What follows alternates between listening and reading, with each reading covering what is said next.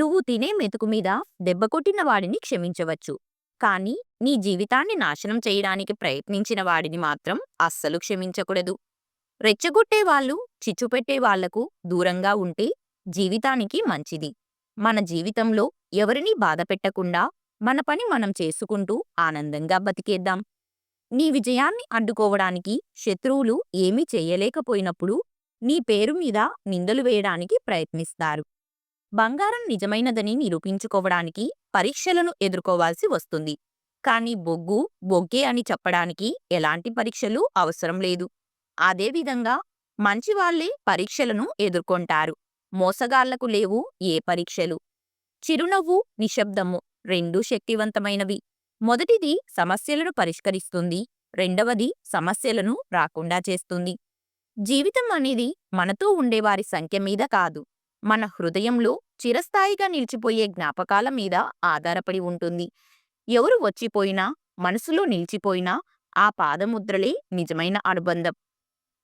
గతాన్ని గుర్తు చేసుకుని కన్నీరు పెట్టుకోకండి, అది గతించిపోయింది. భవిష్యత్తు గురించి ఆందోళన చెందకండి, అది ఇంకా రాలేదు.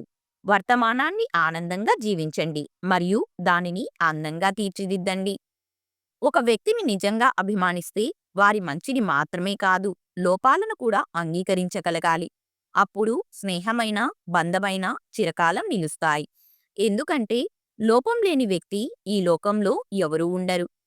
మనం అనుకున్నట్లుగా జరగకపోయినా జీవితం అందంగా, అర్థవంతంగా, ఆనందంగా మరియు సంతృప్తికరంగా కొనసాగుతుంది.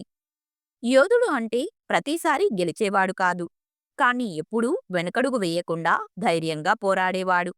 మనిషి పుట్టినప్పటి నుంచి చావు వరకు ప్రతీదీ ధనంతో సంబంధం లేకుండా ఉండాలి అనుకుంటాడు.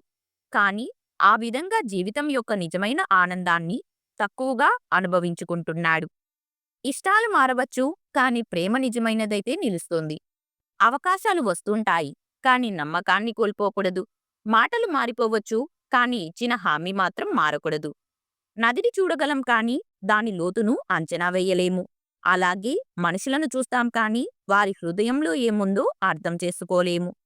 ప్రేమ అనేది ఒకరిని పొందడంలో కాదు, వారిని కోల్పోయినా వారి మంచిని కోరుకునే మనసులో ఉంటుంది. ఎన్నో పోరాటాలు, ఎన్నో అనుభవాలు, ప్రేమలు, ద్వేషాలు, ఆశలు, నిరాశలు అన్నీ దాటుకుని ముందుకెళ్లిన తర్వాత చివరికి మిగిలేది నిశ్శబ్దం మరియు జ్ఞాపకాలు. ఎవరినైనా నిజంగా ప్రేమిస్తే వారి తప్పులను సరిదిద్దే ప్రయత్నం చెయ్యండి, వారి జీవితంలో ఓ భారం కాకండి. ప్రేమ అనేది మాటల్లో కాదు, మనసులో ఉండాలి. నిన్ను నిజంగా ప్రేమించేవారు నిన్ను మాటలతో కాదు, చేతలతో అర్థం చేసుకుంటారు. చెవులతో మాత్రమే విని కన్నులతో చూడని విషయాన్ని నమ్మకండి. ఒకవేళ నమ్మినా ఆ విషయాన్ని ఎవరితోనూ పంచుకోకండి.